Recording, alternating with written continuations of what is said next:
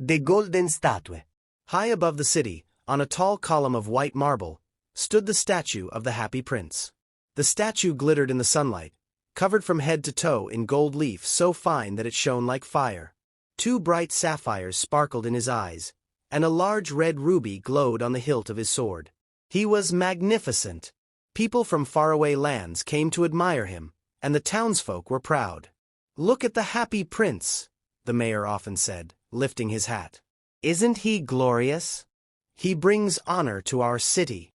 Children gazed up and whispered, "He looks like an angel."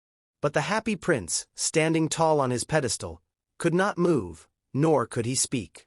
He had been placed there after his death, a tribute to his kindness, generosity, and cheerful heart.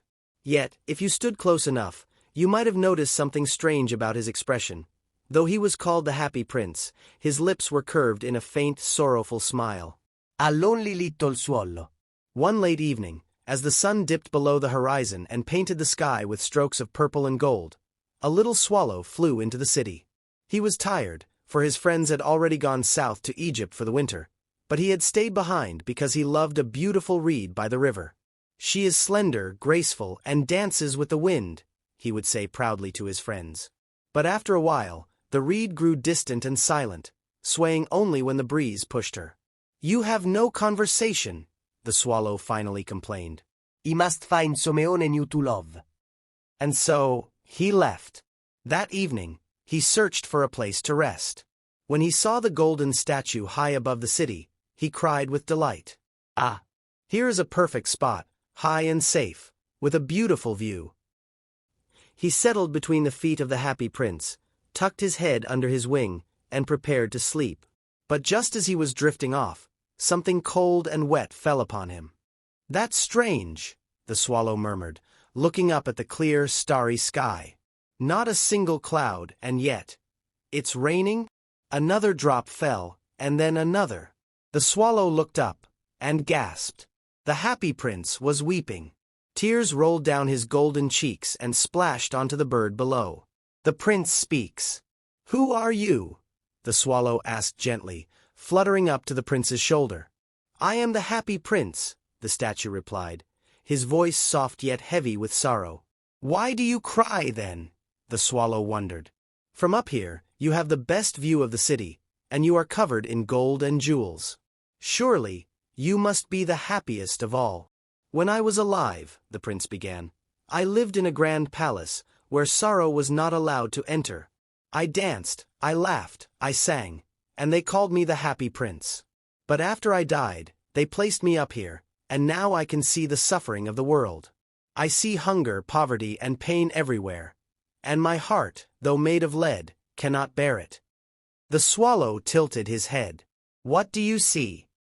The prince's sapphire eyes glimmered as he looked across the city.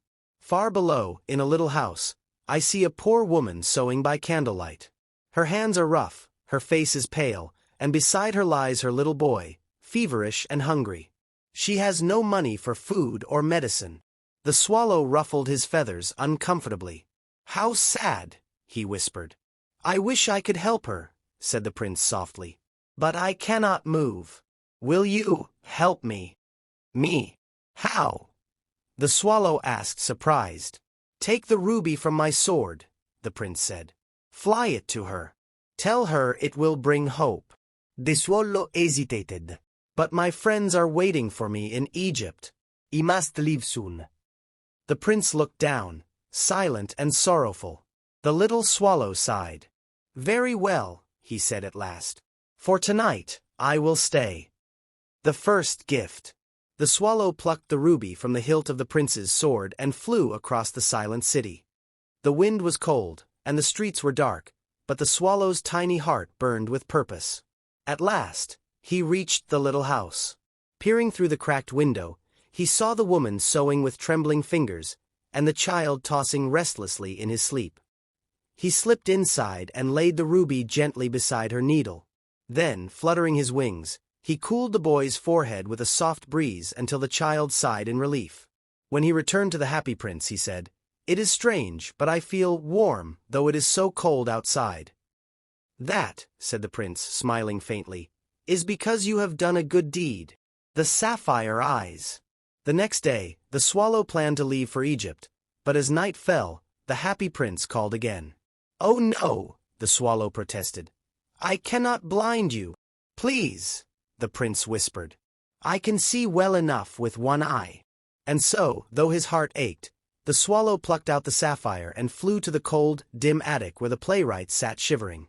He placed the jewel beside him, and at once, hope returned to the man's eyes. Moral of the story, Dove. True happiness comes not from wealth, beauty, or power, but from love, compassion, and selfless giving.